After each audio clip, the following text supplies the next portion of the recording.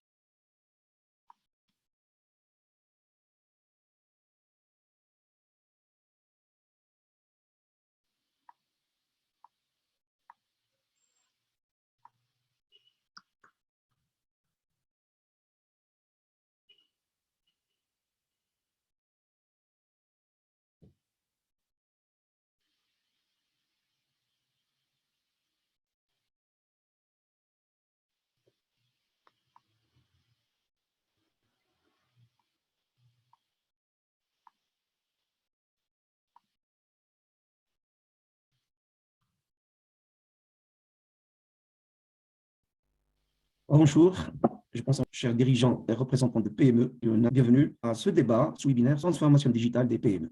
C'est un thème depuis le Covid et même avant, et on va découvrir avec des éminents experts et des éminents intervenants tout à l'heure un ensemble d'éléments sur la digitalisation, sur la transformation digitale, sur les freins, sur les aspects culturels et même sur le modus operandi, comment implémenter cette transformation digitale pour le bien et pour avoir le maximum de valeur ajoutée pour nos PME au Maroc et en Tunisie. J'aimerais juste rappeler, avant de démarrer et avant de donner le mot d'ouverture aux partenaires et aux fondateurs de fonds de soutien SANED et aussi à Rio Impact, juste de vous informer qu'on a une traduction simultanée arabe-français pour ceux qui souhaitent écouter l'ensemble du débat en arabe, ainsi que pour ceux qui voudraient éventuellement parfois faire des interprétations. Donc voilà, l'interprétation est simultanée, elle est live pour le meilleur confort de nos participants. Je vois déjà qu'il y a 35 participants, un excellent chiffre et bienvenue aux autres qui vont joindre. Je voudrais donner le mot d'ouverture à Katerina, représentante du Fonds de soutien à la PME du Fonds SANED. Katerina. Oui, merci. Bonjour à tous et bienvenue à ce webinaire sur les avantages de la digitalisation. Je suis Katerina Morton, je suis responsable de la gestion de la facilité d'assistance technique du Fonds SANED à Finance in Motion, qui est gestionnaire de la facilité d'assistance technique. Et donc, le webinaire aujourd'hui est financé par la facilité d'assistance technique et organisé avec nos partenaires de la Banque européenne pour la reconstruction et le développement et mis en œuvre par Rio Impact. Donc, je voudrais présenter brièvement le Fonds SANED et la facilité d'assistance technique. Je voudrais demander si quelqu'un va partager la présentation. On peut commencer avec slide 5.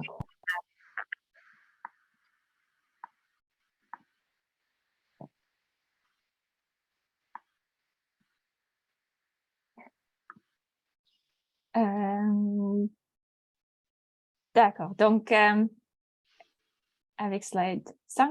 Donc, le fonds de SANED finance le micro, petite et moyenne entreprise et les ménages à faible revenu du Moyen-Orient, d'Afrique du Nord et subsaharienne via des prêteurs locaux qualifiés. Donc, le fonds favorise ainsi le développement économique et la création d'emplois dans les régions. Donc, le fonds, le slide suivant, s'il vous plaît. Le fonds a été initié par la Banque de développement allemande, KfW, en 2011, avec le financement du gouvernement allemand, de l'Union européenne et d'autres fondateurs. Donc, le slide suivant, s'il vous plaît. La facilité d'assistance technique fonctionne parallèlement au fonds et vise à déployer des mesures d'assistance technique efficaces, ciblées et innovantes pour maximiser l'impact et la portée des activités de financement, du développement du fonds et en travaillant en collaboration avec nos partenaires, donc les institutions financières, pour favoriser la croissance de micro, petites et moyennes entreprises dans la région. Nous avons 4 principaux domaines d'impact pour promouvoir le développement du secteur de MPME. Ils sont donc la durabilité, l'autonomisation des femmes, financement agricole et digitalisation. Donc, la digitalisation, c'est l'un des sujets très importants pour nous et aujourd'hui, nous sommes heureux de lancer notre premier webinaire dans le cadre de notre projet de promotion de la transformation digitale dans le secteur de PME. Donc, c'est ce slide ici et avec ça, vous pouvez voir donc les objectifs pour ce projet.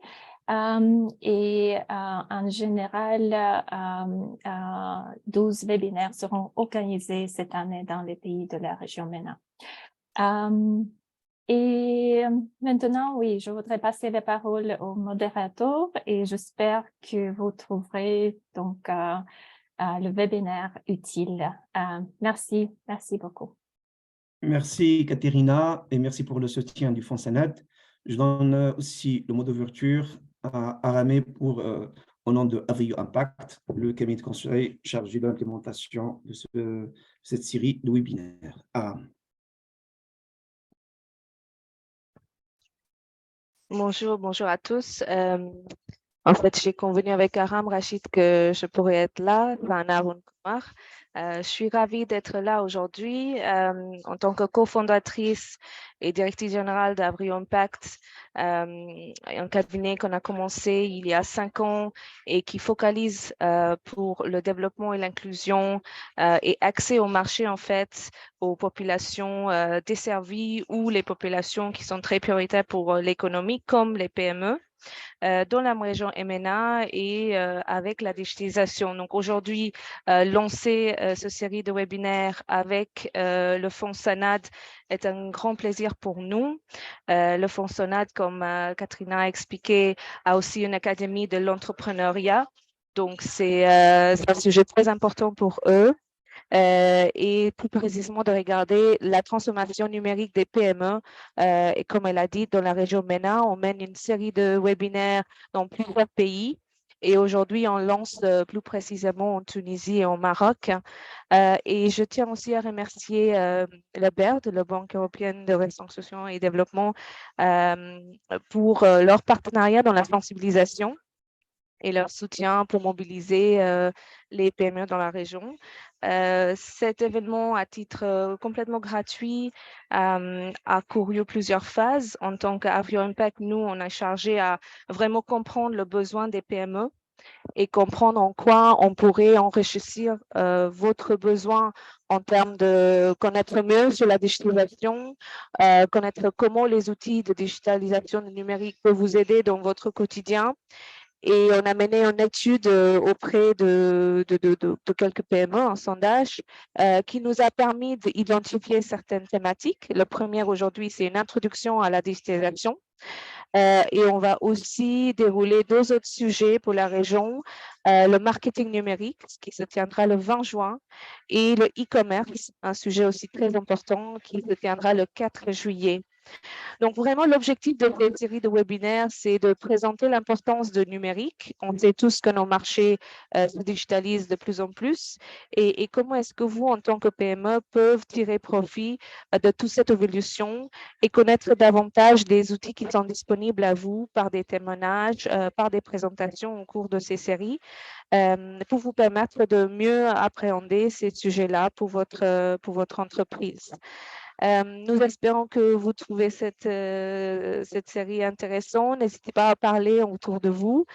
Pour nous, en fait, le succès, c'est qu'on atteint le plus grand nombre de PME et c'est dans le partage des connaissances qu'on peut progresser tous ensemble. Donc, encore une fois, je vous remercie pour être là aujourd'hui et on est ravis de pouvoir partager ce moment avec vous. Rachid, je vous redonne la parole. Merci beaucoup. Merci Sana et merci pour le grand effort pour diffuser cette culture numérique au niveau des PME au Maroc et en Tunisie. J'aimerais rappeler à l'ensemble des participants, comme j'ai déjà mentionné, il y a l'interprétation live en arabe et français. Aussi, il y a une page du chat où vous pouvez poser quelques questions. Naturellement, vu le temps imparti, on ne pourra pas répondre à toutes les questions, mais on prendrait quelques-unes d'une façon assez live aussi pour les poser à nos imminents speakers. Mais sachant que vers la fin, on va allouer une quinzaine de minutes pour vos questions que vous pouvez éventuellement poser en live et en audio. Donc 15 minutes à la fin, mais s'il y a des questions urgentes ou bien des choses qui vous interpellent, vous pouvez les poser dans le chat room QIR qui est en bas et vous pouvez suivre. Pour l'interprétation, pour ceux qui ne sont pas très habitués à Zoom, il y a le globe interprétation en bas. Vous pouvez cliquer pour avoir l'interprétation simultanée. Voilà, j'ai dit, les amis, tout à l'heure qu'il y a quelque chose de très intéressant qu'on va voir aujourd'hui dans ce webinaire sur l'introduction à la digitalisation et qu'on va répartir en 4 axes assez, j'allais dire, complémentaires, mais en même temps constructifs. Donc, on va parler au départ de c'est quoi finalement ce concept de transformation digitale et pourquoi impliquer nos entreprises. On va parler naturellement, c'est quelque chose de nouveau. Dès qu'on a quelque chose de nouveau, naturellement, il y a des freins et des contraintes qu'il faut connaître déjà avant de y faire face. Et on va parler en troisième pilier des préalables culturels. Vous allez voir avec nos experts que ça demande beaucoup de, j'allais dire, de préparation culturelle et managériale pour asseoir les bases solides d'une migration réussie vers la transformation digitale. Et vers la fin, on va partager avec vous des réflexes, des idées, des opérations, des propositions pour la planification de cette digitalisation et des processus de mise en place. Je vous rappelle aussi que pour mieux préparer les prochains séminaires, on a prévu un sondage. Donc, de temps à autre, à 4 moments, on va vous poser des questions rapides avec des réponses fermes, juste pour mieux cerner vos besoins et mieux préparer les prochains webinaires. Donc, il y aura à 4 moments, on va commencer dans quelques secondes d'ailleurs avec le premier pré-sondage, juste pour savoir votre besoin et aussi le degré de maturité digitale et les outils digitaux utilisés. Et comme ça va nous aider pour les 2 prochains séminaires pour mieux préparer ces 2 séminaires et mieux cibler vos besoins. Comme j'ai dit au départ, on a une grande chance, moi personnellement, que nos 2 éminents experts, c'est de la grande valeur, c'est des gens qui ont un grand background, que ce soit de métier, que ce soit de formation, que ce soit d'expérience locale et internationale, qui vont partager leur expérience avec vous et qui vont débattre ces thématiques. Tout à l'heure, j'inviterai mes amis à se présenter une fois ils vont prendre la parole, mais d'une façon assez rapide. On aura avec nous M. Razi Saddam.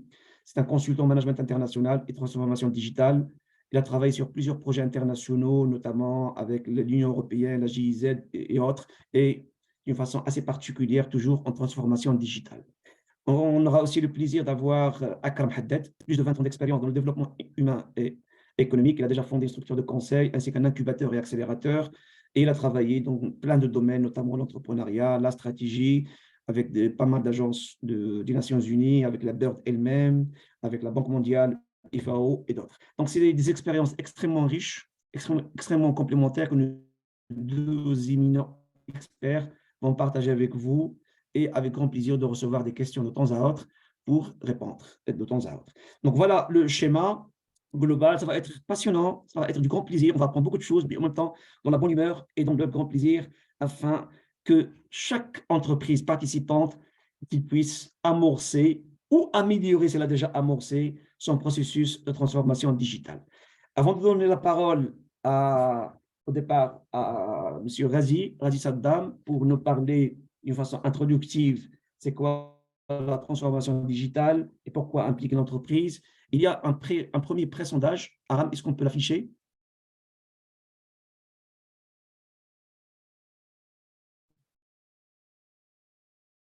Voilà. Au départ, c'est juste une question. On va se donner, disons, maximum 1 minute, les amis, pour évaluer vos connaissances sur la numérisation des PME sur une échelle de 0 à 10. 0, ça veut dire je n'en sais rien sur cette thématique. 10, je suis carrément un expert, j'en connais bien. Ou bien, vous pouvez évaluer une note entre 1 à 10 sur votre connaissance à aujourd'hui, avant le séminaire, avant 6h30, sur la transformation digitale et la numérisation des PME. Donc, prenez quelques secondes et on va afficher de façon, je vais dire, directe la progression des résultats et de votre participation. Merci.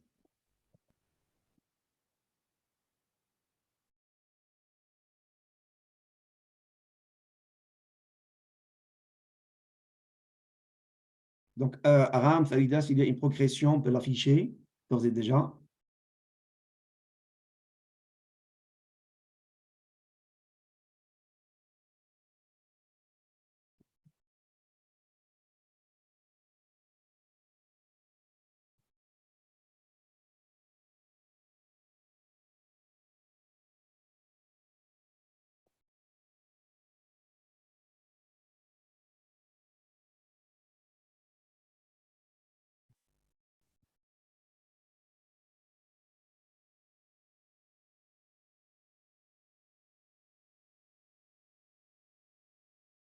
On aimerait bien que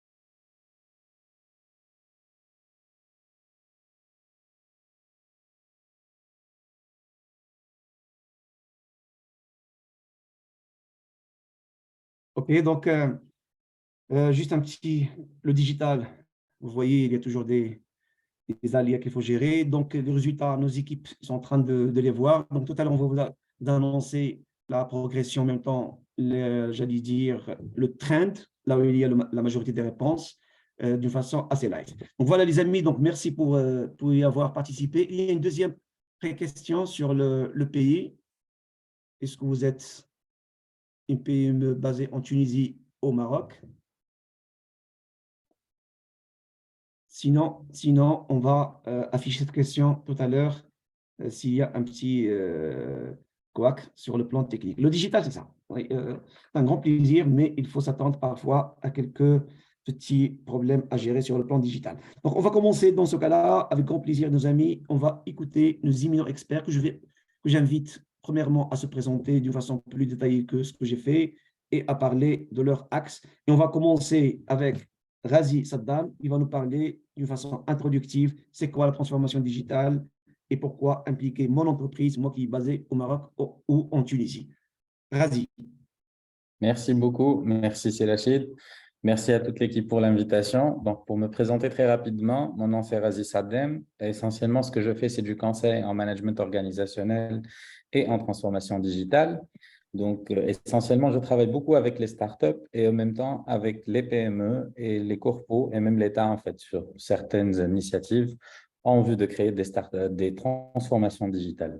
Donc, voilà. Donc, j'opère en fait essentiellement dans la zone du Moyen-Orient et de l'Afrique. C'est une zone qui est culturellement, en fait, avec l'introduction de la transformation digitale, en fait, il y a pas mal de sujets en fait qui sont toujours d'actualité, qui sont très urgents dans l'évolution en fait du tissu des PME et particulièrement en fait en Nord-Afrique, à l'exemple de la Tunisie et du Maroc. Mais bon, aujourd'hui, ça sera un peu en fait dans un cadre introductif. Donc, if we can go to the next slide, please.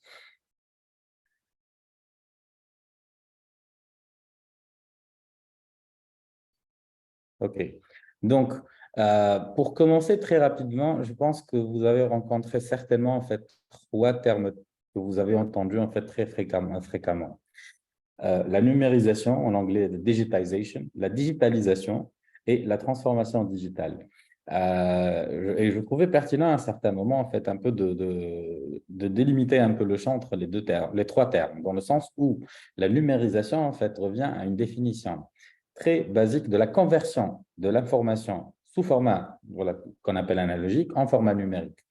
La digitalisation, cependant, c'est un processus réel de changement qui est induit par la technologie au sein de plusieurs industries et que ce processus a permis l'émergence de nombreuses technologies. La transformation digitale, par contre, c'est tout l'effet observable et global et toute la digitalisation d'une société donnée, une organisation.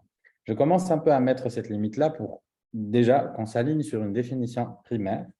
Il y a une infinité de cadres aujourd'hui en fait, qui décrivent la transformation digitale, mais on peut se mettre d'accord que c'est l'intégration de la technologie numérique dans tous les domaines de l'entreprise. Évidemment, ça se passe de façon progressive, ça peut couvrir des domaines dans une progression bien donnée ou d'une séquence bien choisie. Mais l'idée, c'est de changer fondamentalement en fait, la manière avec laquelle les opérations sont conduites via l'outil technologique et surtout d'offrir de la valeur, soit sous des formes qui sont meilleures ou différentes tout court. Next slide, please.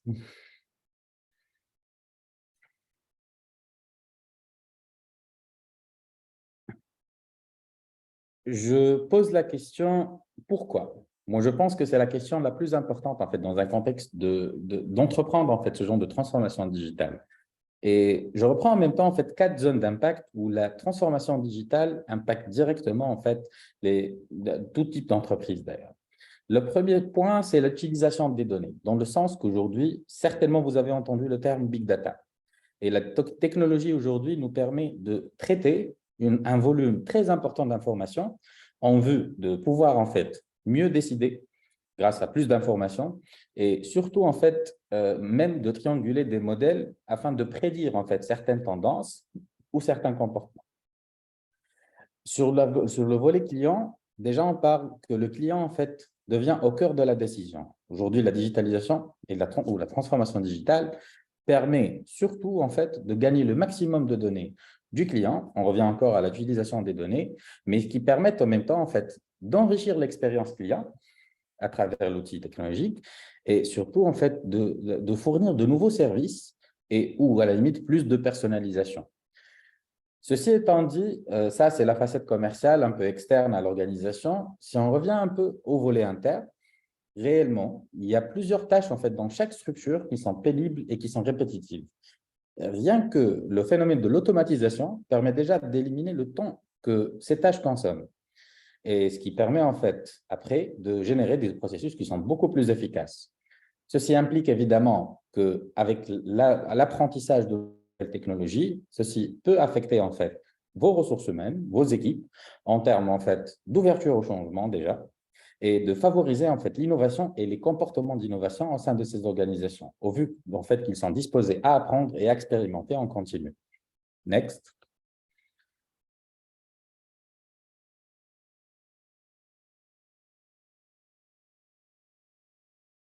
Si on essaie de schématiser un peu en fait tout ce qu'on a discuté déjà sur le slide précédent.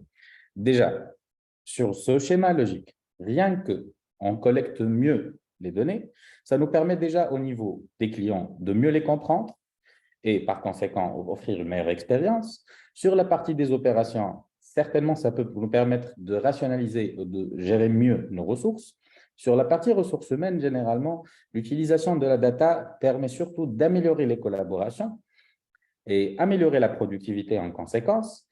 Et entre autres, il y a une agilité en fait qui est améliorée, qui revient encore une fois à l'opération, qui vient à l'échelle individuelle en fait de chaque individu de vos équipes, et techniquement ça va se répliquer sur tout le collectif. Et ça ne peut que tout simplement améliorer la rentabilité générale de l'entreprise. Next.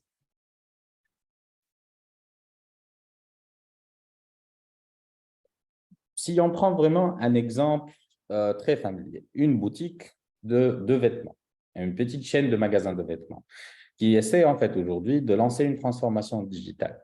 Déjà, 5 piliers qui sont relativement, je dirais, familiers où vous en avez entendu. Déjà, le terme e-commerce, qui s'illustre à la limite de créer un canal de vente en ligne. Donc, cette petite chaîne de magasins peut créer son site web. Au deuxième point, il y a beaucoup d'opérations en fait où il y a une opportunité énorme de les digitaliser parce que tout simplement, ça va sauver beaucoup d'étapes en fait qui sont pénibles à l'écriture, à l'exemple de la gestion de stock, la gestion de paiement à travers des solutions de paiement, des paywalls, les fintech, la logistique en termes de gestion même de calendrier, de parcours et même de suivi. Tout ça peut être automatisé. Beaucoup d'entrepreneurs ont généralement associé le terme transformation digitale au marketing digital. Oui, c'est une facette de cette transformation-là, mais ce n'est pas l'unique facette non plus.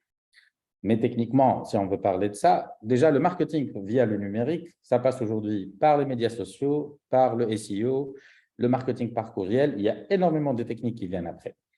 Après, on revient toujours à l'analyse de données parce que ça permet déjà d'identifier les comportements des clients, les tendances d'achat et ça permet surtout de personnaliser l'expérience des clients. Dans un cinquième point, il y a déjà le service de clientèle numérique. Aujourd'hui, même les pages Facebook permettent déjà de générer des réponses rapides afin d'engager le client immédiatement en vue de gagner du temps pour mieux répondre en fait à l'expérience. Next.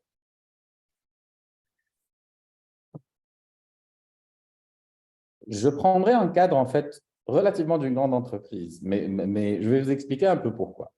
Déjà, probablement vous connaissez Walmart, qui est une chaîne d'hypermarchés qui se transforme en fait aujourd'hui en un hub d'e-commerce. Ce qu'ils ont fait en fait à un certain moment, c'est ils ont créé une application mobile et web. Ils ont essayé à travers ces applications-là de mettre le maximum de capteurs d'informations dans l'objectif d'analyser intensivement les comportements des clients et surtout en fait de centraliser toutes ces données et permettre l'accès à tous. Le témoignage est très simple. Aujourd'hui, en fait, les dirigeants de Walmart, ils font le constat que sans un tel outil d'analyse pour le marketing, techniquement, ça pose un vrai problème de rapidité de travail.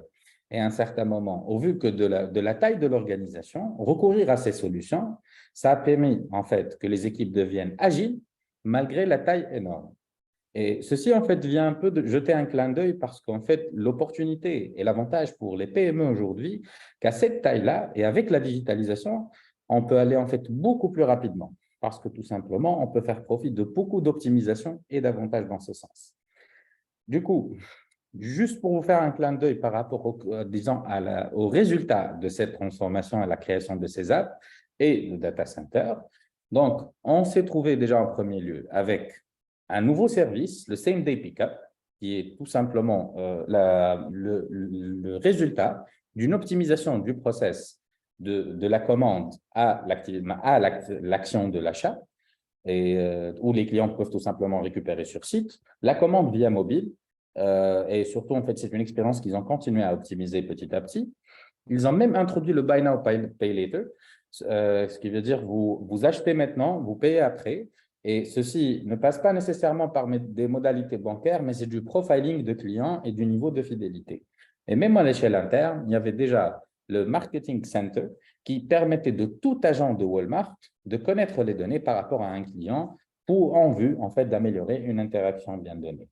Je partage un peu ça, l'ensemble de ces exemples pour que, à titre introductif, pour contextualiser un peu déjà ce que ça peut permettre. Évidemment, lors de la série du webinaire, on peut toujours approfondir en fait chaque concept séparément. Et voilà. C'est Rachid, je vous repasse la parole.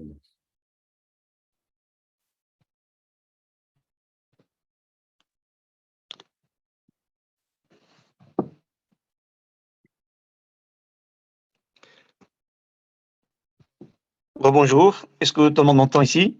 Parfaitement.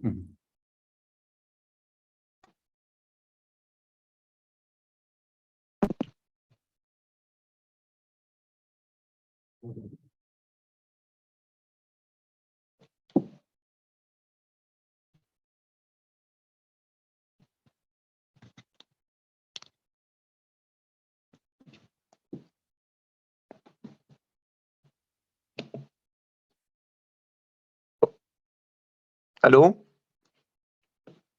On vous entend, c'est Rachid.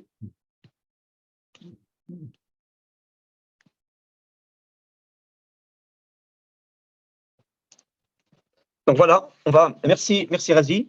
Donc dans ce cas-là, on a vu les principaux éléments de la transformation digitale et comment impliquer et pourquoi impliquer nos entreprises.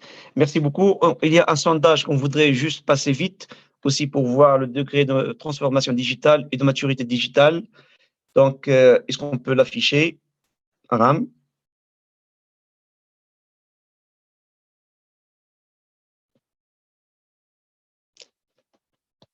Voilà la question. Donc ici, on va savoir, est-ce que vous avez déjà initié une transformation digitale et quel degré j'allais dire, d'initiation à aujourd'hui? Merci d'y participer.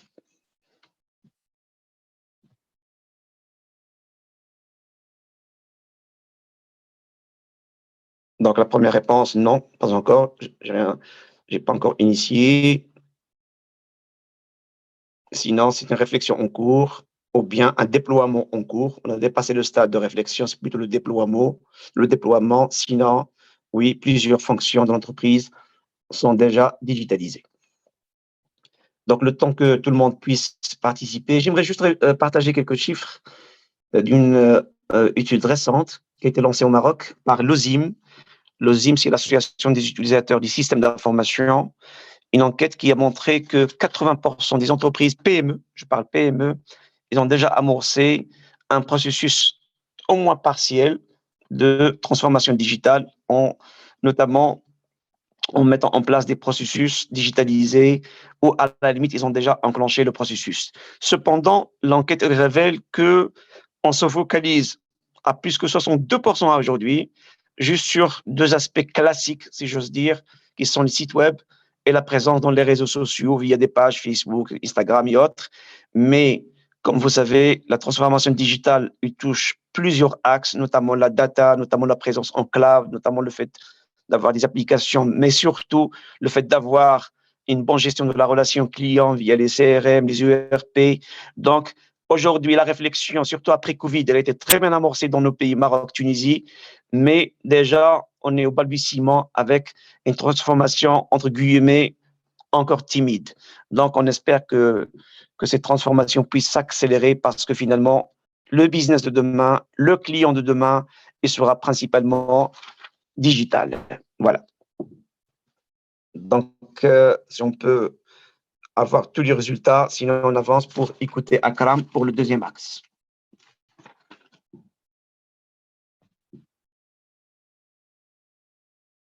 Ah, voilà, on voit maintenant la progression. Donc, ça fait plaisir que on peut dire qu'il y a une bonne partie qui ont déjà amorcé le processus. Donc, ça fait plaisir. Sinon, la réflexion est déjà en cours et très, très peu. Donc, on voit le pourcentage qui n'ont pas encore amorcé rien du tout. Donc, ça corrobore l'étude qui a montré que 82% ils ont déjà amorcé au moins la réflexion en matière de transformation digitale. Excellent. Ça démarre bien. Donc, maintenant, je voudrais on va écouter tous notre ami Akram Haddad, qui va nous parler cette fois-ci d'un obstacle, comme j'ai dit au départ, logique, quand on a quelque chose de nouveau. Ce sont les freins. Il y a toujours des freins et des contraintes, mais on peut facilement surmonter et dépasser. C'est pourquoi, cher ami Akram, quels sont les principaux freins et contraintes pour passer à la digitalisation?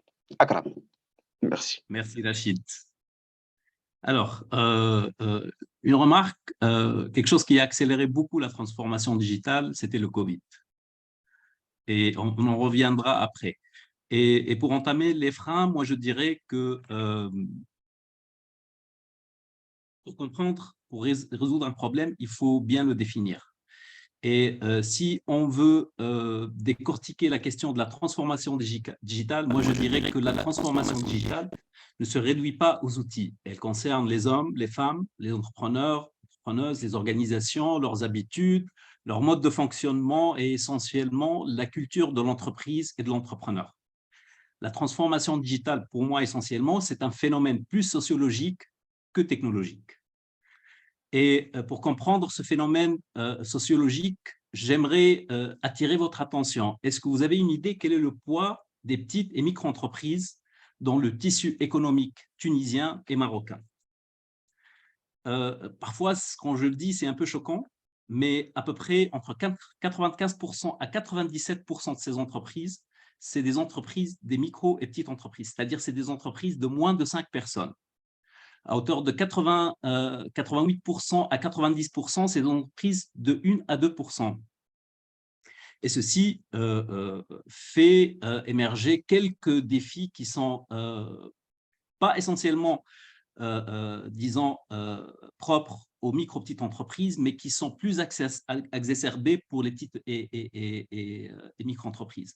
Je dirais que parmi ces défis-là, on peut trouver la faible alphabétisation de base, un manque de confiance sociale et une faible maîtrise du numérique. On va décortiquer ces freins plus en détail. Next.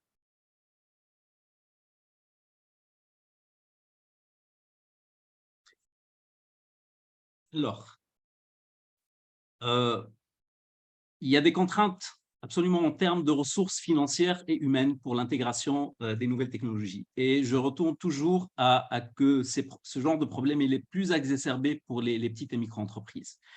Il y a un coût élevé parfois de l'acquisition des nouvelles technologies et la formation, que ce soit des entrepreneurs eux-mêmes ou pour leurs équipes. Avec un manque d'accès au financement, les petites micro-entreprises et même les moyennes entreprises dans la région du Nord-Afrique, essentiellement Maroc et Tunisie, on a un système de financement des entreprises qui est un peu défaillant et il est plus complexe pour des petites micro-entreprises d'avoir un accès à ces financements. Et surtout, ça, le côté humain, on a une résistance au changement, on a peur de l'inconnu et on a une culture d'entreprise qui est réfractaire à l'innovation, à la nouveauté. Et en plus, on a une vision à court terme concentrée sur la gestion des affaires quotidiennes, ce qu'on appelle le day-to-day business. On va aller en détail sur ces freins et je dirais qu'il est crucial de comprendre que la transformation numérique, encore une fois, ne se résume pas à une simple mise à jour technologique, mais nécessite une évolution de la pensée stratégique. Elle nécessite aussi un solide système d'accompagnement, ce qu'on appelle un écosystème, un système de soutien est donc essentiel et il convient pertinemment de proposer localement un accompagnement en matière de compétences numériques et d'adopter une approche plus holistique à cette transformation digitale.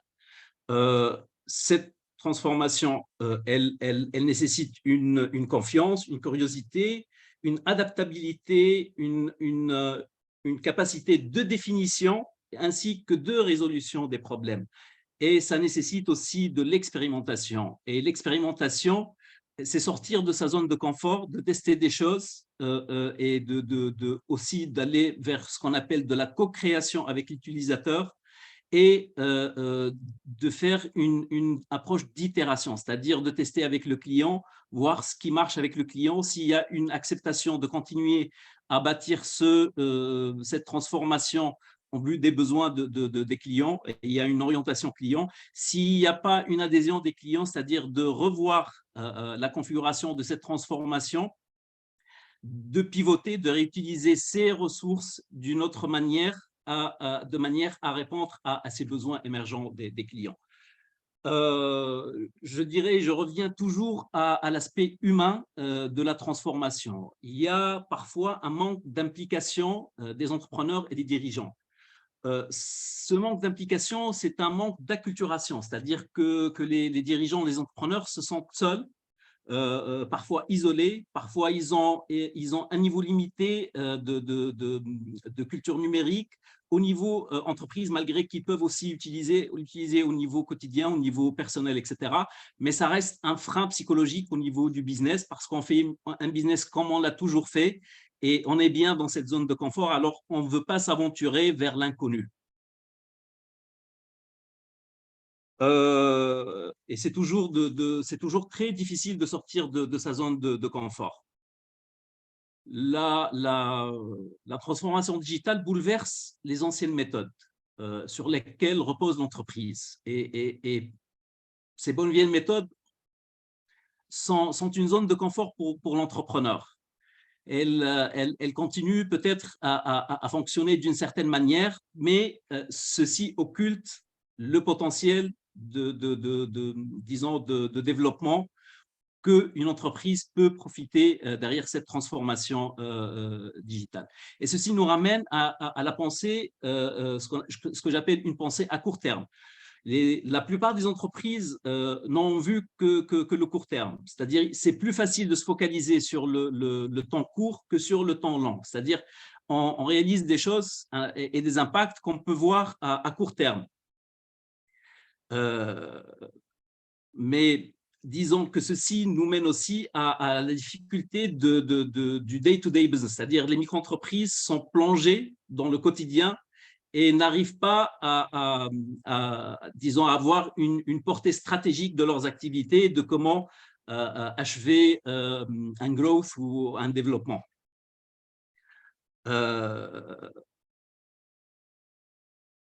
Ceci nous ramène aussi à un autre frein qu'on a vu, c'est la non-disponibilité des ressources.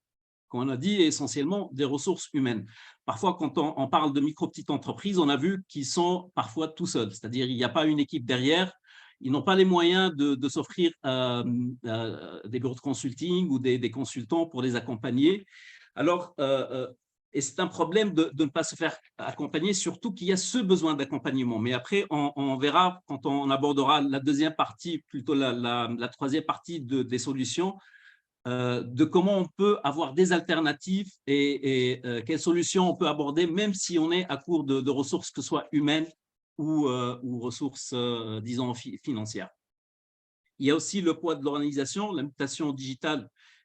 Je le redis toujours, n'est pas une question numérique ou une question d'outils technologiques, elle est d'abord une question liée à l'entreprise, à ses valeurs, à ses visions, à ses ambitions et à son business model essentiellement. Et ce business model, il doit s'adapter avec, disons, l'utilisateur et s'orienter client. Maintenant, on on peut pas ne pas avoir une pensée client. Et les clients d'aujourd'hui, c'est des clients qui privilégient tout ce qui est personnalisation, tout ce qui est co-création, tout ce qui est proximité, et la transformation digitale. Les outils numériques offrent ce pivot vers des business models qui sont plus, disons, orientés clients. Et ceci permet aux entreprises d'être plus friendly, d'avoir une vision plus à l'ère du jour et une vision qui est partagée avec les clients et les utilisateurs. En fin de compte, comme on a dit, il y a la marge financière. Il est toujours difficile d'accéder à des financements pour des petites micro-entreprises, aussi pour les entreprises de taille moyenne.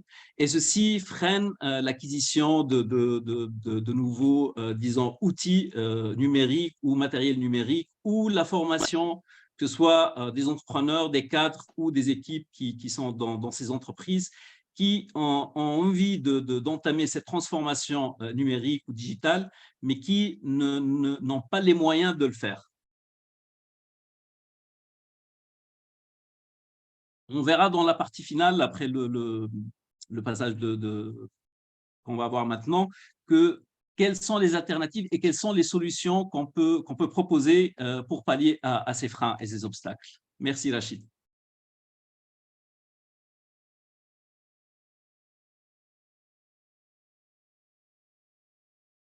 On passe au pôle, je crois, Rachid.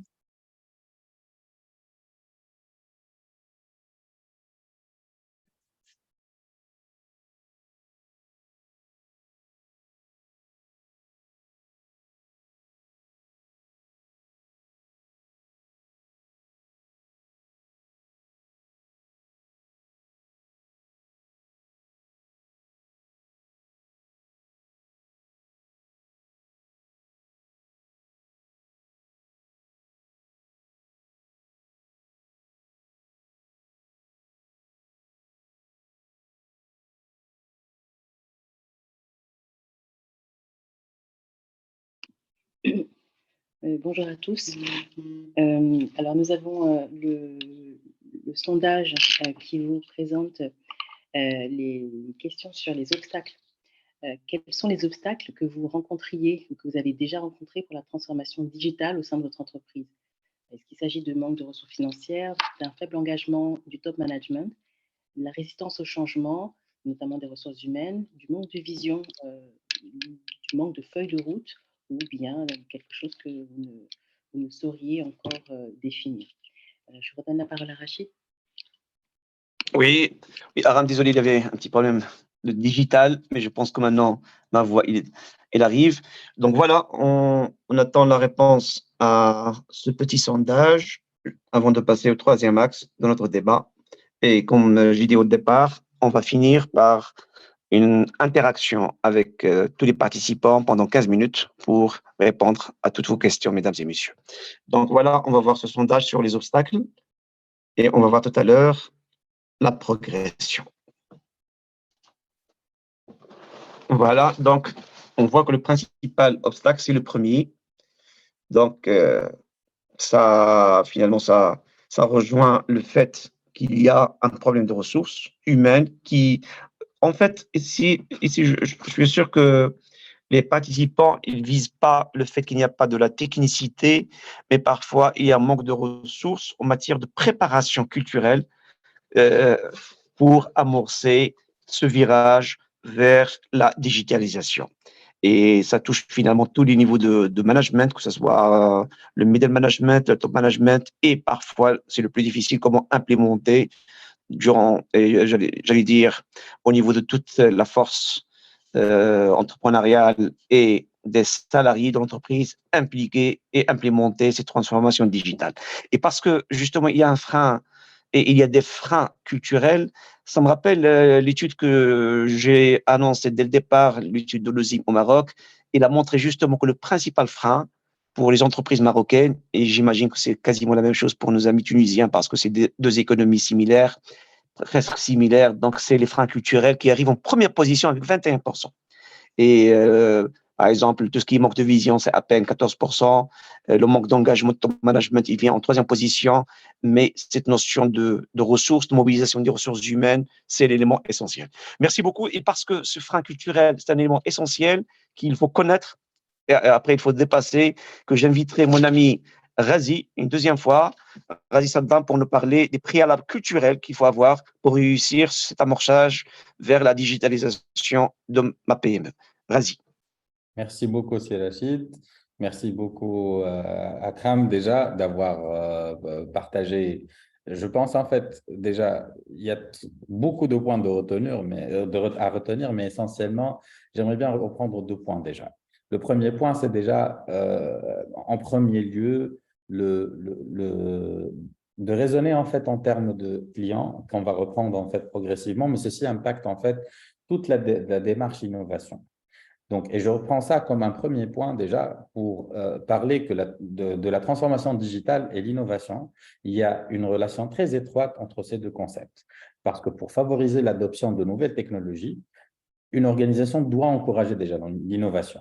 Donc, l'idée, vous pouvez manifester ça essentiellement par l'encouragement d'initiatives internes en fait, en termes d'innovation, que ce soit sur la révision de la manière de travailler ou même la manière avec laquelle on interagit avec nos clients ou même nos produits. Et en même temps, je vous encourage réellement de réfléchir aussi à des partenariats avec des startups. Les startups, by design, fonctionnent pour bâtir des solutions à des problèmes réels. Généralement, les startups en B2B résolvent des problèmes d'entreprise.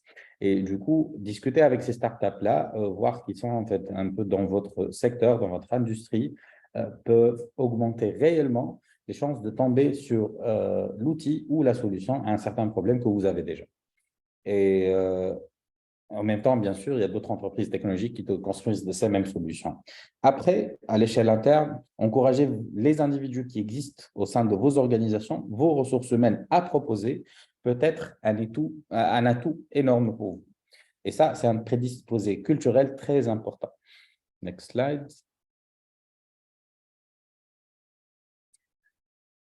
Après, évidemment, moi, je dis que le point clé dans toute transformation digitale, c'est de répondre clairement à la question « Pourquoi on est en train de faire ça ?» L'idée n'est pas réellement de courir vers des outils.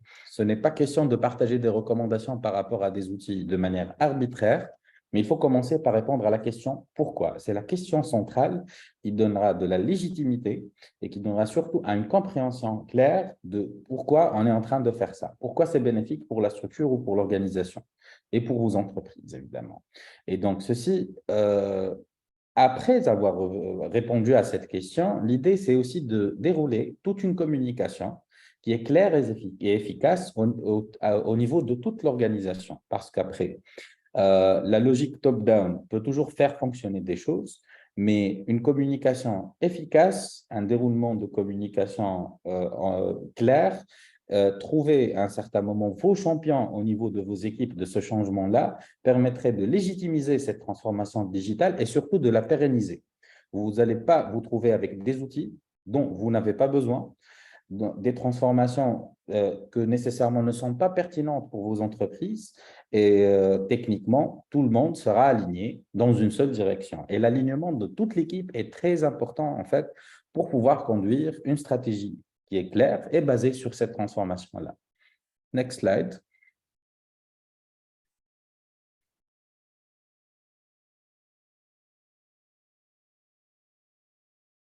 Après, il ne faut pas oublier qu'au final, le changement est la constante. On est en 2023.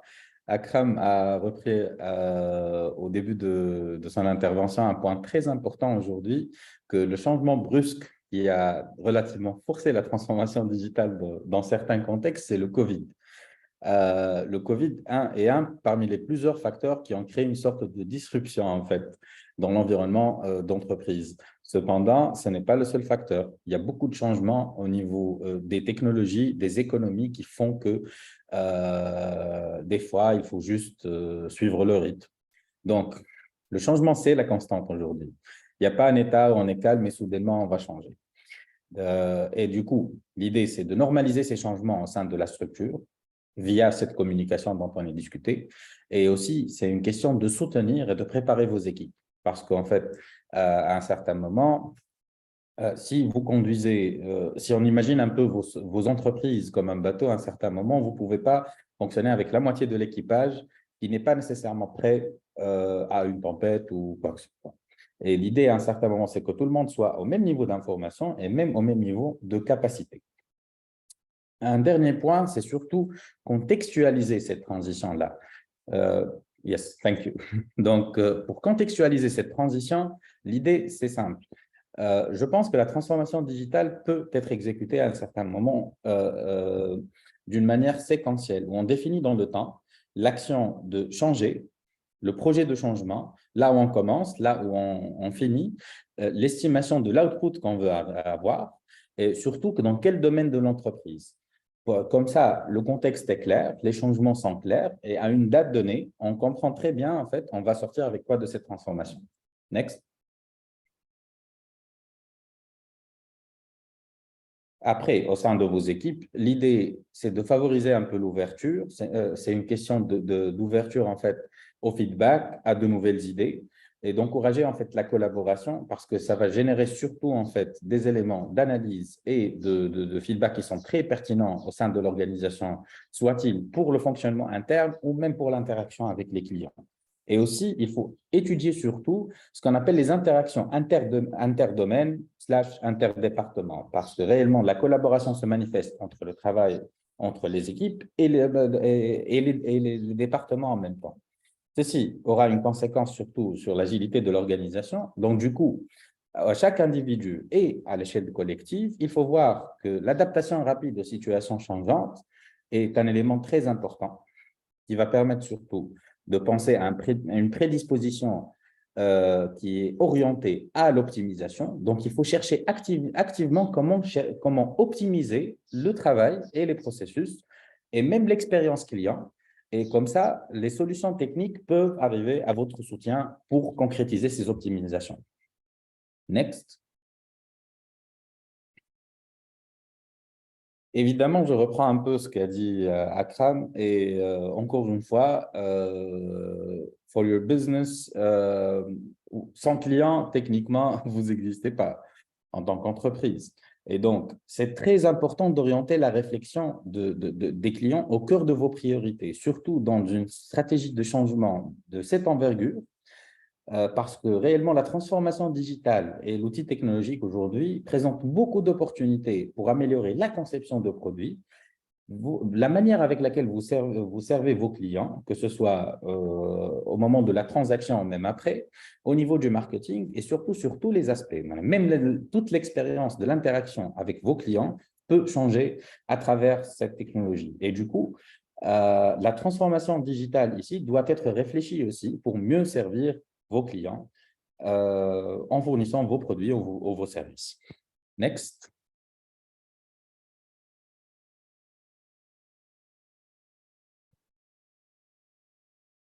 Voilà. Je reprends un peu, en fait, une petite étude par rapport au cadre de la transformation digitale et surtout l'implication culturelle sur le cas de Levi's, LS & Co. Pour ceux qui ne connaissent pas la marque, c'est une marque de jeans essentiellement, de vêtements de prêt-à-porter. Et le jour où ils ont migré vers une optique de transformation digitale, il y avait 4 phrases qui définissaient un peu la culture de comment ils fonctionnent. Donc, le premier point, c'était « Don't let the perfect be the enemy of good », ce qui est en français, il ne faut pas réellement viser le parfait au détriment de quelque chose qui est déjà assez bien à être livré. Parce que si on vise toujours le parfait, ça va risquer de générer des délais, ça va décaler tous les délais de l'expérimentation et de l'appréhension. Et ça ne permet pas surtout de commettre des erreurs. Et c'est les erreurs qui apprennent là. Et c'est une question de normaliser cette culture sur tous les employés. Le deuxième point, c'est leapfrog over the competition. L'idée, ce n'est pas question de continuer surtout à essayer de combattre la compétition par rapport aux éléments existants, mais surtout de trouver là où les compétiteurs, l'entreprise dans la compétition, n'est pas nécessairement en train de focaliser sur un élément en particulier. C'est là où le vice prennent leur concentration pour apprendre de nouvelles choses. Le troisième point, c'est que everyone should be data-driven. Et tout le monde doit se concentrer sur la data et doit travailler sur la base de data et doit opérer sur la base d'informations et de data. Parce que c'est très important pour comprendre les comportements des clients, le comportement des employés au sein de l'entreprise et même les niveaux de productivité. Le quatrième point, c'est surtout allow time for tech savviness to grow. Et c'est une manière de normaliser qu'on ne peut pas en fait devenir en 24 heures un expert en tech. Avec une transformation digitale, l'idée c'est aussi de normaliser qu'on apprend progressivement. One bit per day, c'est une question d'amélioration continue. Une transformation digitale fait évoluer progressivement vos équipes. Et du coup, l'idée, ce n'est pas de pousser des rythmes et de mettre de la pression. Tant qu'on est dans un contexte bien défini et qui définit clairement le rythme et ce qu'il faut apprendre dans le temps, c'est une question de normalisation et de sécurisation de ses employés. Parce que généralement, la transformation digitale est aussi perçue par beaucoup de gens comme une menace pour leurs emplois. Donc, c'est une manière de normaliser tout ça. Voilà. Je clôture un peu sur le cas de Levis parce qu'en fait, les 4 éléments culturels sont très importants et très expressifs par rapport à ce qu'il faut normaliser en termes de culture. Je clôture avec 3 idées globales. 1, il faut vraiment répondre à la question « Pourquoi ?» avant de courir vers des solutions prêtes. 2, il faut comprendre qu'à travers ce genre de transformation, on peut commettre des erreurs. L'idée de normaliser ces erreurs-là permet de mieux apprendre. Si ces erreurs-là sont fatales, ça va poser un vrai problème. Et le dernier point, que c'est un processus évolutif et cyclique. Donc, ça arrive avec le temps, ça s'améliore avec le temps, mais il faut déjà commencer quelque part. Voilà, et merci beaucoup. Merci beaucoup, Razi. C'est très riche ce que tu viens de partager, cher ami, avec nos participants. Moi, je voudrais juste revenir très rapidement sur 2 aspects très essentiels. Il y a le premier sur la data. Je me rappelle qu'il y avait un grand expert du digital qui a dit un jour, la meilleure utilisation du digital, c'est de l'utiliser comme une loupe. Une loupe parce que ça me permet de voir en profondeur mes clients, leurs besoins, leurs tendances. Et comme ça, je pourrais mieux préparer mon offre et ma façon de se comporter avec ma clientèle. Et c'est pourquoi les 2 webinaires qui vont suivre après, avec le soutien du Fonds SANED et l'implémentation de Avrio Impact, ils vont toucher des aspects très opérationnels orientés clients qui sont le marketing digital et le e-commerce. Le deuxième point, c'est le fait de mettre le client au centre de nos réflexions, de notre stratégie digitale. Et ici, vous savez que quand j'ai parlé de cette enquête, il y a un autre chiffre aussi très parlant, c'est que 63% des entreprises PME qui ont développé des outils digitaux, qui ont déjà digitalisé plusieurs fonctions, ils ont déclaré qu'ils n'ont jamais mis le client lors du processus de digitalisation. Alors que c'est l'inverse, il faut toujours que chaque conception doit prendre en considération le client, parce que finalement, on est en train de servir le client. Il faut qu'il soit impliqué dès la conception de chaque transformation, de chaque nouvelle fonction digitalisée. Merci beaucoup pour le témoignage. Je pense on avait un témoignage qui est prévu, mais peut-être on va le laisser vers le... Pardon? Sabrine est déjà avec nous, en fait. Elle est connectée, Sabrine? Oui, je suis là. D'accord, parce qu'on m'a fait comprendre que peut-être qu'elle a des problèmes. Super. Donc, on va écouter un petit témoignage d'une jeune Tunisienne très dynamique qui est en train de lancer une start-up, qui est en train de faire beaucoup d'écho et de noise et de bruit dans le domaine pour qu'elle nous parle finalement de son aventure, à quoi il est destiné, comment avoir les premiers adopteurs, les premiers clients qu'il compte avoir et comment la transformation digitale pourrait être appuyée par ses services via son startup. Sabrine, tu as 7 à 10 minutes, s'il te plaît. Merci. D'accord, donc bonjour à tous. Je suis Sabrine Chenemi, je suis la CEO et la cofondatrice de la startup Monsapo. Donc chez Monsapo, notre mission est de disrupter l'industrie du nettoyage en produisant des produits ménagers naturels qui sont issus du recyclage des huiles alimentaires usagées, qui est un déchet hautement polluant, sachant qu'un seul litre d'huile contamine 10 millions de litres d'eau. Donc, on a pensé à une solution de recyclage à la source Et notre processus de fabrication, il est fait dans des usines modulaires qui sont connectées, qu'on peut contrôler à distance. Elles sont automatisées, elles sont extensibles, customisables et qu'on peut shipper partout dans le monde et installer très facilement entre 48 heures et 24 heures. Donc, c'est ce que nous faisons. On est en early stage, donc on est encore à nos débuts dans cette aventure entrepreneuriale. Et oui, la digitalisation est au cœur de tout ce que nous faisons chez Monsapo. Déjà, nous avons commencé à vendre nos produits directement sur notre plateforme e-commerce. Aussi, nous sommes en train de développer des technologies de pointe par rapport à notre usine modulaire pour pouvoir optimiser la production, calculer aussi les pertes, optimiser nos ressources, éviter la perte et surtout pour pouvoir traquer la production en temps réel et pour qu'on puisse aussi donner à nos clients des dashboards pour qu'ils suivent leur production de produits ménagers, mais aussi la quantité de l'huile qu'ils sont en train de recycler, puisque ces indicateurs vont leur permettre après d'afficher leur indicateur d'impact, surtout maintenant où c'est très important, on parle de crédit carbone, on parle de rapport ESG, etc.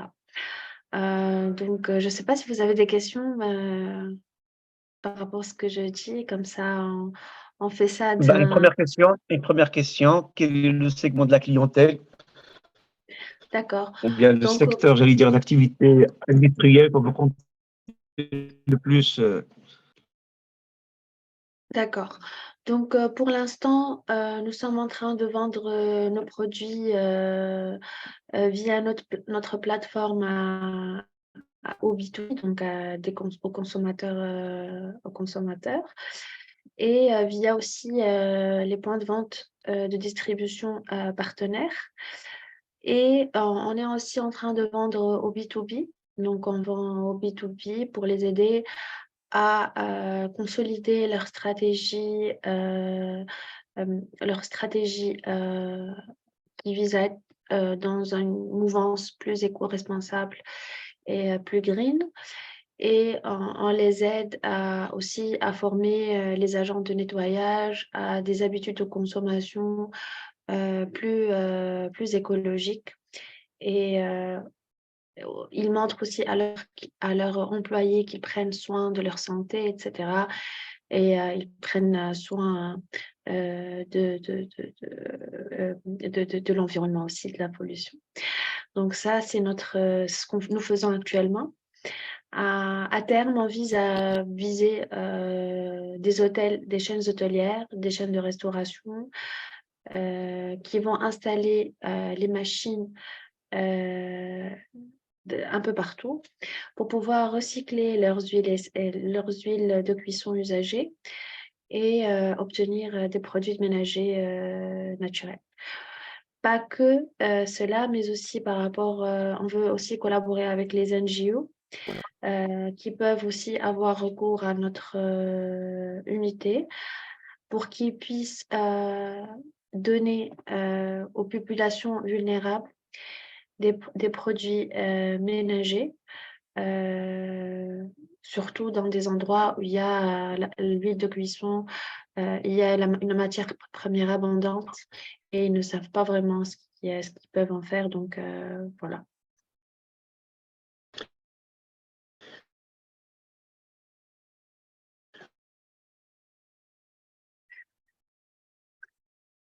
Je vous entends mal. Vous m'entendez? Non, allô? Oui, oui, je pense que Rachid Ah, d'accord. technical problems.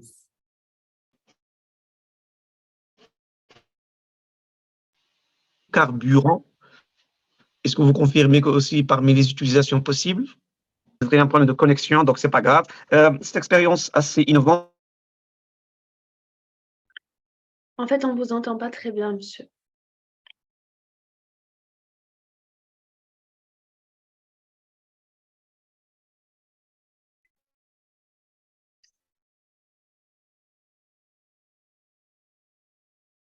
Qu'on souhaite tout le succès pour Sabrina. Ça m'appelle un cas que j'ai vu où la mairie de la ville, elle a pu réduire de 80% et aussi en carburant, juste en installant des capteurs dans tous les bacs à ordures de la ville. Et comme ça, pas des idées simples. Hein. C'est entendez. Donc, je disais que au lieu de sillonner toute la ville et collecter l'ensemble des bacs, et on prenait d'ordures ménagères avant de passer les collecter. Comme ça, on a réduit la consommation assez fortement en matière de gestion et de carburant. On passe,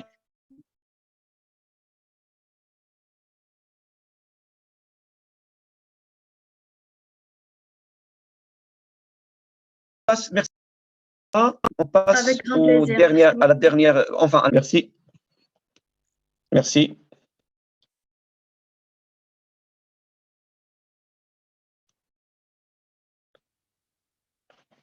Donc voilà, l'avant-dernière question pour les participants. Désolé pour les petits problèmes technologiques, parfois il faut gérer. Donc ici, on parle d'outils digitaux qui sont implémentés. Donc on voudrait surtout savoir, chers participants, est-ce que les outils que vous utilisez aujourd'hui, ils sont plus pour la communication, finalement pour le marketing, ou bien carrément pour la vente, ou bien pour les deux, ou bien ils ne sont pas utilisés pour l'instant. Donc voilà, on voudrait, et ça va nous aider aussi à mieux concevoir les deux webinaires qui vont suivre sur le plan marketing digital et sur le plan e-commerce. Merci.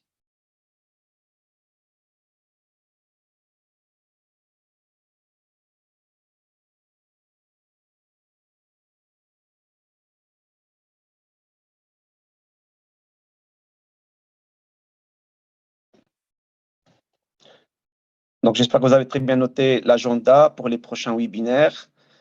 Donc, on va commencer par le marketing digital le 20 juin et le 6 juillet, ça va être le e-commerce.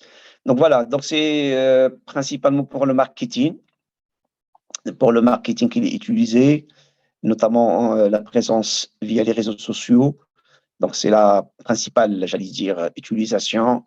Il y a une bonne partie aussi que pas encore, n'utilise pas. Donc, on espère avec notre modeste intervention, notamment lors des 2 prochains séminaires aussi, webinaires, que ce taux va se réduire et on aura plus d'utilisation, que ce soit marketing, e-commerce et autres.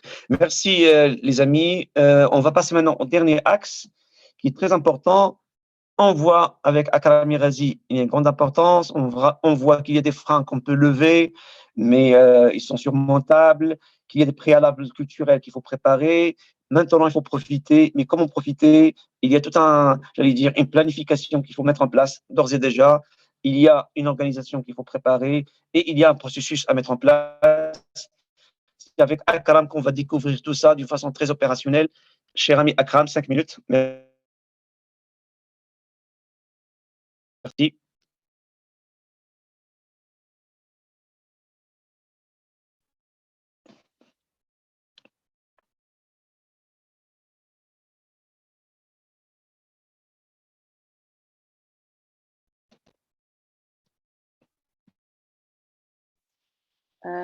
We cannot hear you, Akram. Akram, vous êtes en mute.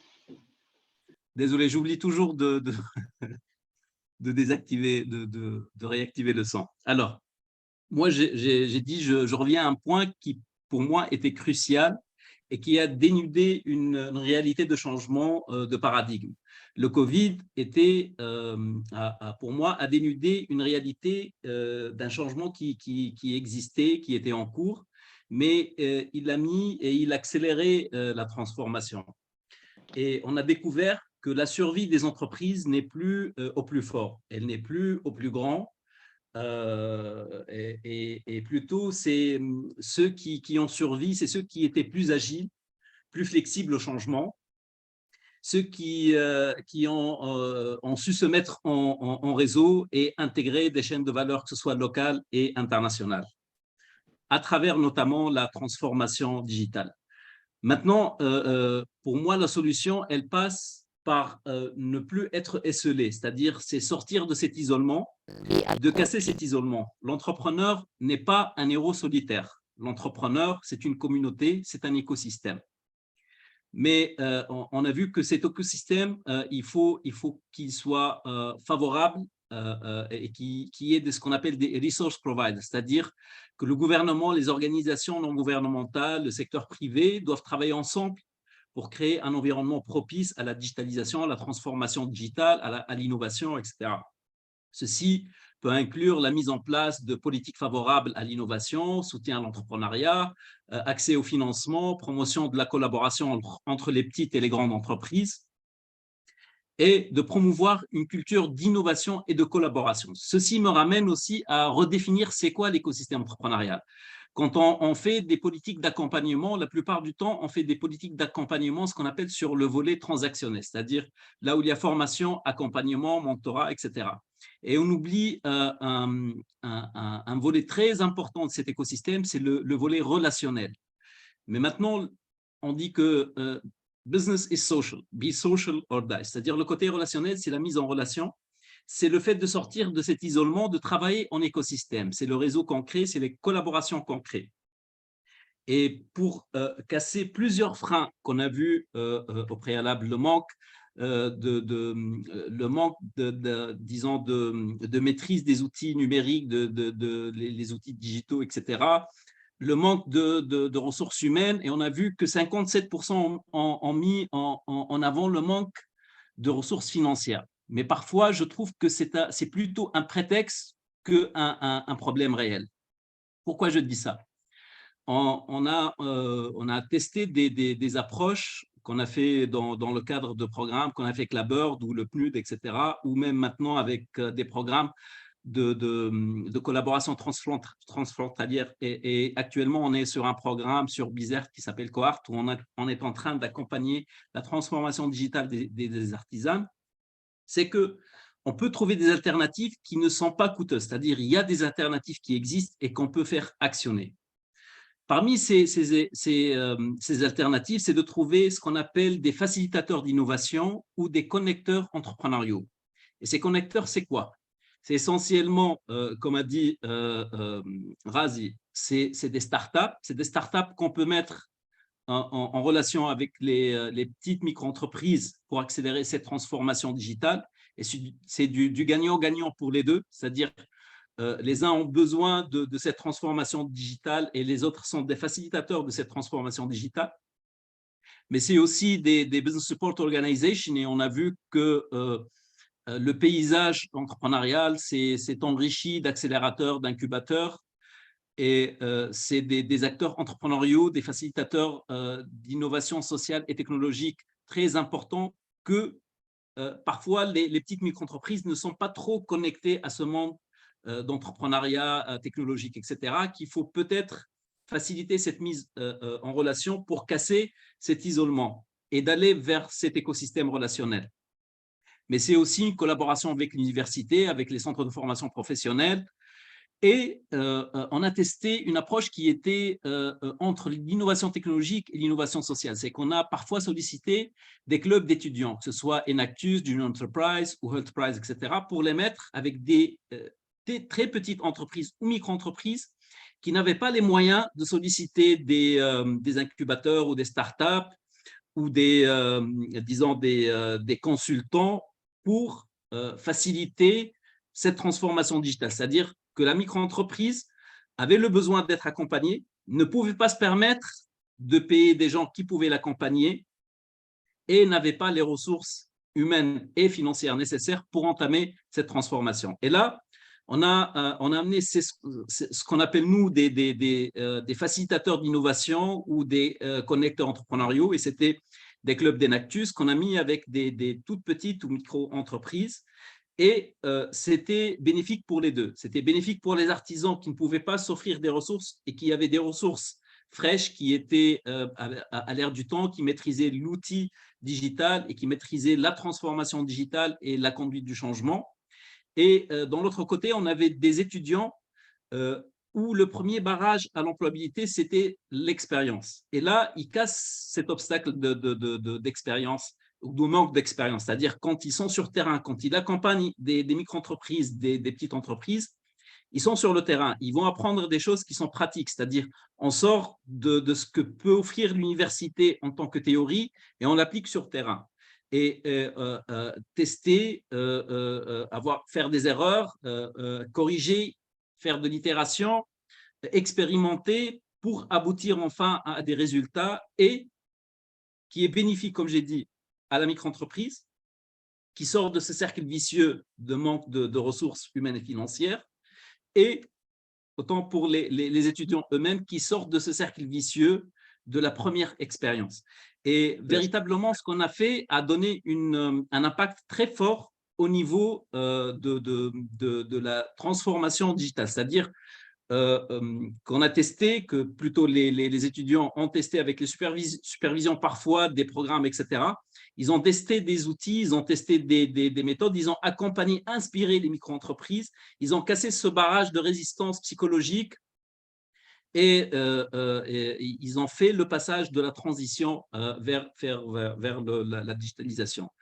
Je crois que ces approches-là, la connexion avec cet écosystème et le côté relationnel de l'écosystème, c'est-à-dire tout ce qui est startup, tout ce qui est business support organization, que ce soit accélérateur, incubateur ou autre, c'est très pertinent. Surtout qu'on navigue dans un temps où il y a de la volatilité, où il y a de l'incertitude, où il y a de la complexité, où il y a de l'ambiguïté.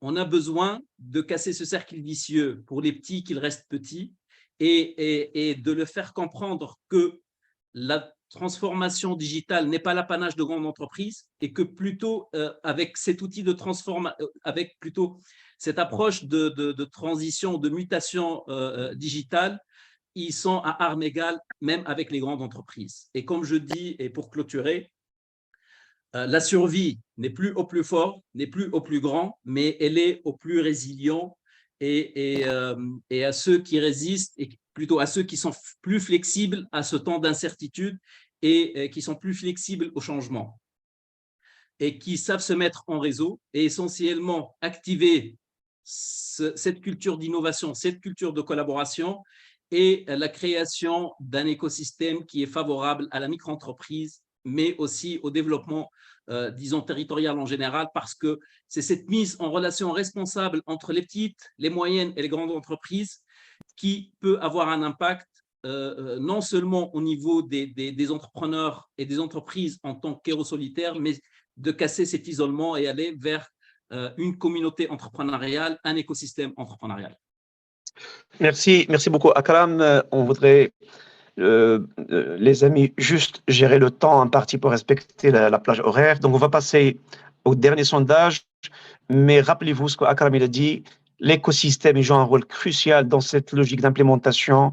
Il y a des facilitateurs, des connecteurs qui peuvent être des étudiants, et qui peuvent être des startups, qui pourraient être les technoparks, les incubateurs, mais aussi des structures de transformation digitale privées qui pourraient aussi nous accompagner. Mais le plus important de tout ça, c'est le regard externe, très important. Au lieu d'amorcer ça en interne, on sait plus judicieux de faire appel à un regard externe qui pourrait appuyer la décision interne naturellement du top management et de l'ensemble des forces de l'entreprise. Dernier pôle, donc dernier petit sondage, est-ce qu'on peut l'afficher? Et comme ça, on écoutera la salle juste après. Donc, une seconde pour qu'il soit affiché.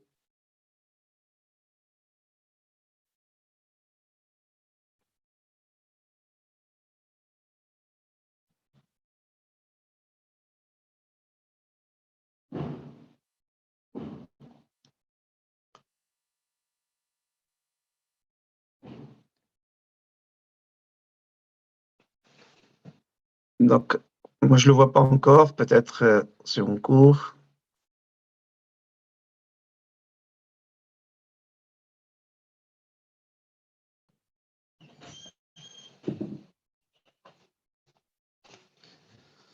Sinon,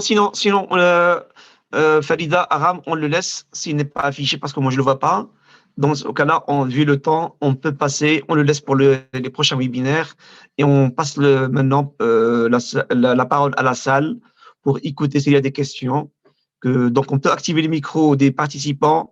Comme ça, s'il y a une question à Razi ou bien à Karam, d'une façon, je vous invite, les amis, d'être trop direct, des questions précises et claires concernant la thématique naturellement et surtout les 4 axes, un des axes parmi les 4 qu'on a déjà débattu. Voilà. Ben, ça s'affiche maintenant, donc on peut faire ce dernier sondage rapidement, maintenant qu'il est affiché. Donc, voilà. La même logique entre 1 et 10, selon les informations que vous pensez, vous avez celui qui a pensé qu'il y a pratiquement toute l'information aujourd'hui, donc il pourrait noter 8, 9, 10, 7, ça dépend. Celui qui pense qu'il n'a pas encore obtenu pas mal d'informations, il pourrait noter ce qu'il veut. Comme ça, on a le degré, j'allais dire, de sondage sur cette question, qui est la dernière question. Surtout la compréhension de la thématique, sachant que tout ce séminaire-là, ce n'est qu'un séminaire introductif. Après ça, comme on a dit, on va passer à des choses, j'allais dire, très opérationnelles, notamment le marketing digital et le e-commerce. Donc voilà, on vous laisse quelques secondes pour voter. Et merci pour l'équipe qui nous assiste. Voilà, donc ça fait plaisir que la majorité, ils estiment qu'ils ont maintenant pas mal d'informations. Il y a même ceux qui déclarent avoir quasiment une bonne connaissance de la thématique. Donc, il faut maintenant passer à la migration, à la transformation digitale. Et avec le soutien du Fonds Sanad, on est ravis qu'on pourrait l'amorcer pour nos PME marocaines et tunisiennes. Merci les amis. Donc, parole à la salle, peut-être 10 minutes.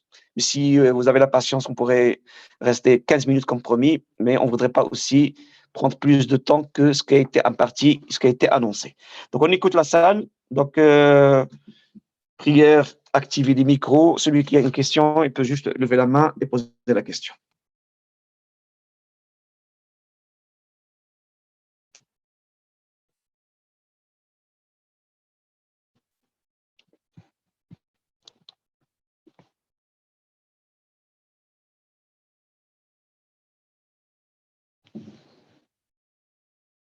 Sauf si tout est clair, tout est bien digéré.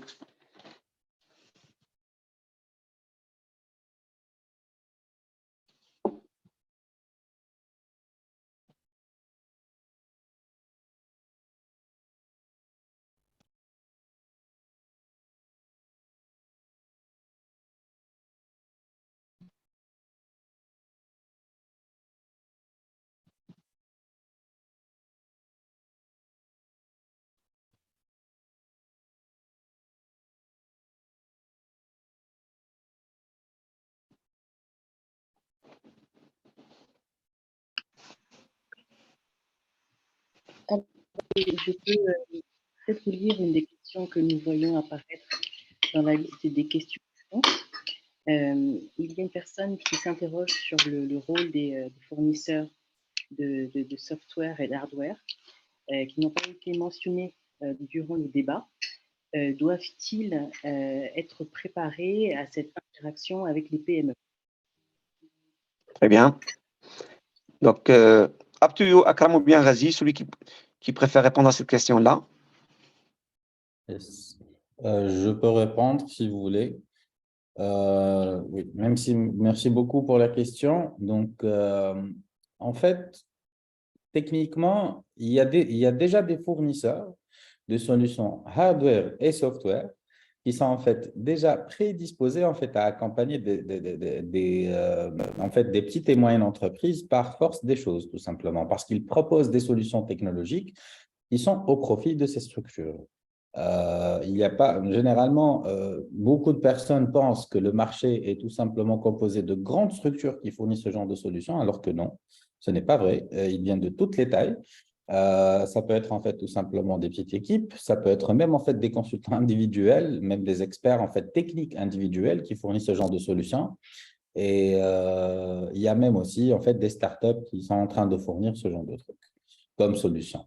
Donc, à force de vouloir déjà découler leurs produits sur un marché donné et pouvoir être en contact avec le maximum de petites et moyennes entreprises, techniquement, ils sont prédisposés même pour être en contact avec, en fait, avec leurs clients. J'espère avoir répondu à la question. Merci, Akram. Aram, tu peux m'aider s'il te plaît s'il y a d'autres questions? Oui, pour l'instant, il n'y en a pas, mais n'hésitez pas, hein, écrivez vos questions dans le chat questions-réponses. On n'hésitera pas à les lire pour que nos intervenants puissent y répondre. Juste pour ajouter, moi, je rejoins complètement ce que a dit Raz. Il y a même des programmes, et on peut en citer par exemple HubSpot, qui est un des majeurs dans l'automatisation marketing.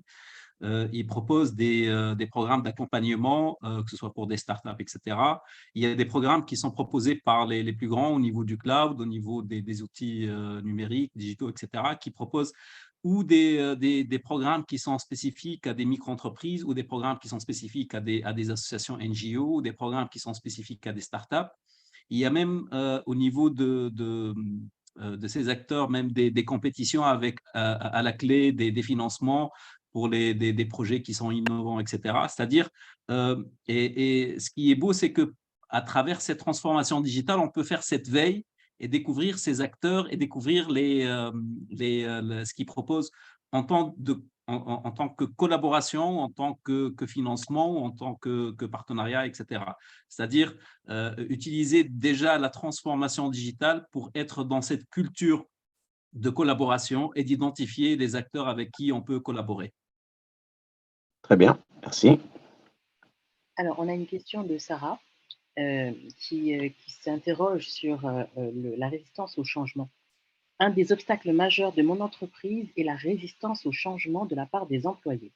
Avez-vous des exemples d'initiatives pour les encourager à adopter de nouvelles habitudes qui favorisent la digitalisation?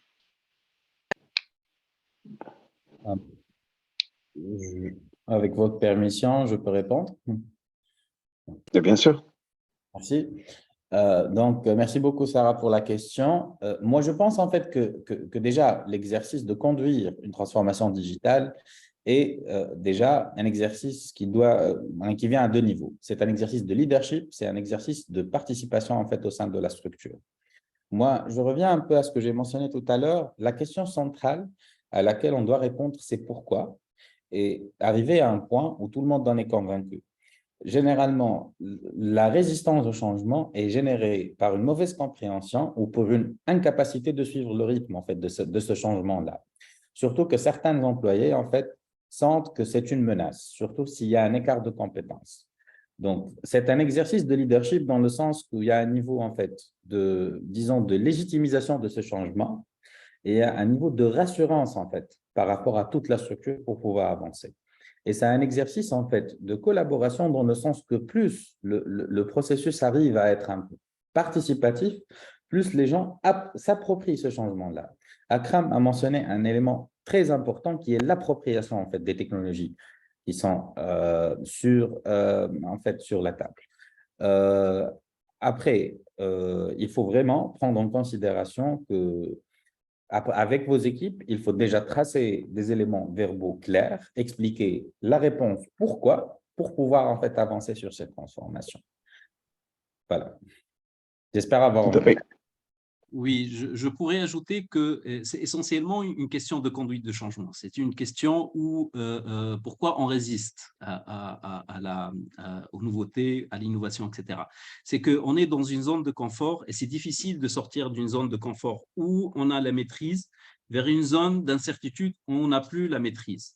Mais il y a plusieurs méthodes de conduite de changement. Une qu'on a testée, qui est très efficace parmi d'autres aussi, c'est ce qu'on appelle la méthode ADKAR. ADKAR qui est l'acronyme de AS qui est Awareness, c'est-à-dire commencer avec une prise de conscience, une inspiration, c'est-à-dire ne pas parachuter l'outil et dire qu'ils vont l'utiliser par force, mais commencer avec une prise de conscience qu'on appelle Awareness. Cette Awareness, cette inspiration, on passe au désir, c'est-à-dire de créer le désir d'utiliser ces outils. Et le désir, il arrive, c'est de comment, parfois c'est du try and buy, c'est-à-dire les faire tester des choses et voir que ça peut plutôt, c'est pas quelque chose qui est contre eux, mais c'est quelque chose qui peut faciliter, qui peut faire monter leurs compétences, leur plan de carrière, etc. Après, quand on suscite ce désir, on passe. Il y a un autre frein, c'est l'utilisation, c'est-à-dire que parfois, ils ne sont pas formés, ils ne savent pas l'utiliser, etc. Et là, on passe au savoir, knowledge. Et du knowledge, on passe à l'habilité, et par la formation, etc. Et après, pour perpétuer ce changement, on passe au renforcement, c'est-à-dire il faut continuer à faire du lifelong learning, c'est-à-dire de les accompagner pour que ça devienne une habitude, c'est-à-dire installer cette habitude de tester, d'expérimenter ces outils, de voir ce qui peut marcher, ce qui est adapté, d'adopter ce qu'on peut utiliser et qui peut faciliter déjà notre évolution dans l'exécution des tâches ou l'accomplissement de nos tâches, et qui peut être aussi un accomplissement même au niveau humain, personnel, etc., de pouvoir se connecter avec le client, de mieux comprendre le client, de co-créer avec le client, etc. C'est-à-dire, il ne faut pas mettre l'outil et dire qu'ils vont l'utiliser, mais plutôt il faut préparer cette utilisation de l'outil à travers une conduite de changement. Absolument. Merci, absolument. Juste excusez-moi, Aram, avec une petite idée. il y a une autre question. Juste pour poser une idée par rapport à… Ok, vas-y. Merci. Par rapport rapidement, s'il te plaît. Et parfaitement, c'était plein dans le mille, en fait, tout ce qu'a dit Akram, merci beaucoup. Mais moi, je pense toujours et je conçois que chaque projet de transformation digitale est une sorte de produit que vous essayez de vendre à vos employés. Vos clients, dans ce contexte-là, c'est vos employés. Et dans toute la même démarche, en fait, c'est une question en fait, de susciter leur intérêt, de comprendre exactement en fait, ce que ça offre de valeur à deux niveaux. Déjà, pour l'intérêt de toute l'entreprise, qui serait conséquent déjà sur la qualité de vie à l'entreprise et la qualité du travail, en fait, et comment ça fonctionne. Et déjà, je pense qu'il faut voir en fait, la manière avec laquelle le travail est exécuté avant et après cette transformation. Il faut l'imaginer, il faut vendre cette image déjà et essayer de la légitimiser de plus en plus. Voilà, c'est tout ce que je voulais rajouter. Alors, concernant les autres questions, il y a Salwa qui demande comment elle indique qu'elle aimerait entamer une transformation digitale et demande comment elle peut y parvenir. Est-ce qu'on peut lui conseiller des références fiables? Bon, ça, je pense que c'est plutôt une question à voir en privé, hein, puisque elle demande des informations pour une entreprise pas chère et fiable. De voir avec elle en privé.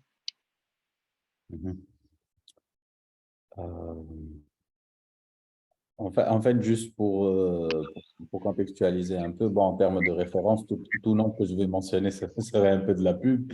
Donc, je risque pas de faire ça. Moi, je dis que c'est simple. Il y a beaucoup de boîtes en fait qui entament cette démarche-là. À la limite, ce que je peux vous aider, là où je peux vous aider, c'est essentiellement de trouver un partenaire qui ne se concentre pas sur l'outil qu'il veut vous fournir, mais plutôt en fait sur l'impact et pourquoi exactement vous êtes en train d'entamer ça. Je pense que ça vous permettra vraiment de définir le bon choix de partenaire, parce que si vous vous trouvez à des propositions près de l'outil, sans prise de conscience du contexte de votre entreprise, de vos enjeux, de vos défis, et là vous pouvez… Je pense aussi dans cette logique,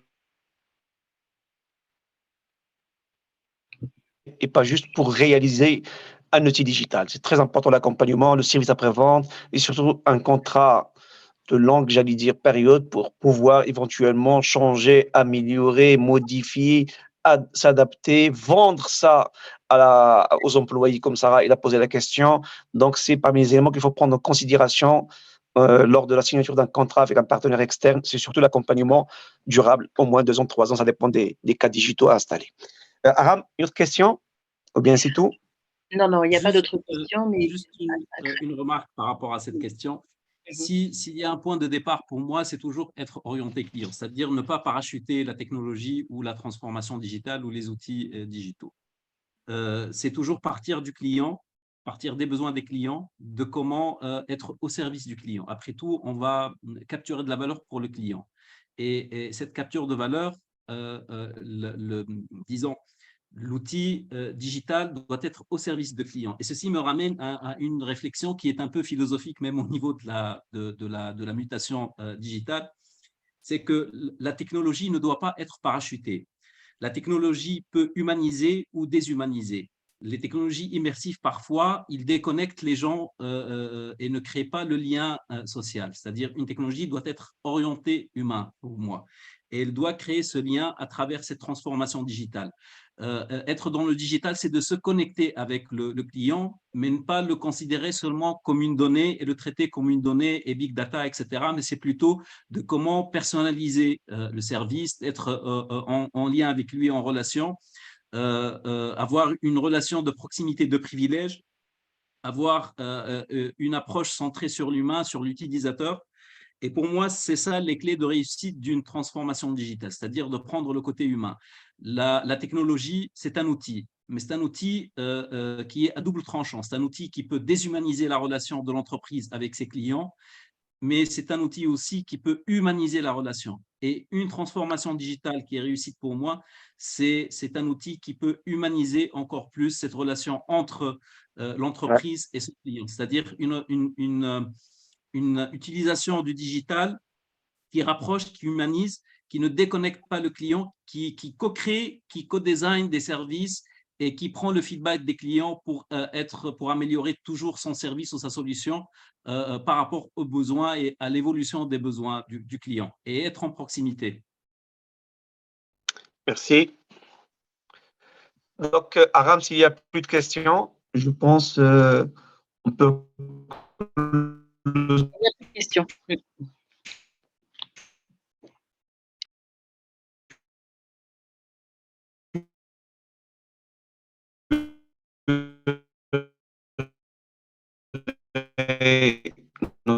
Oui.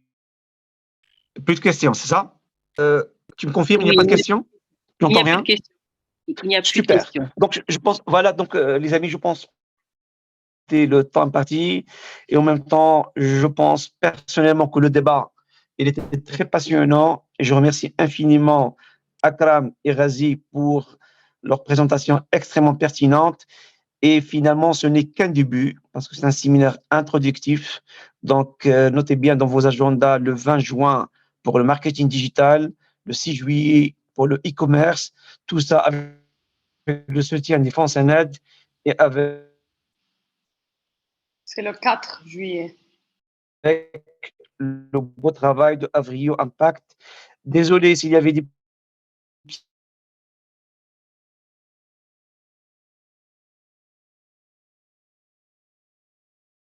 petits couacs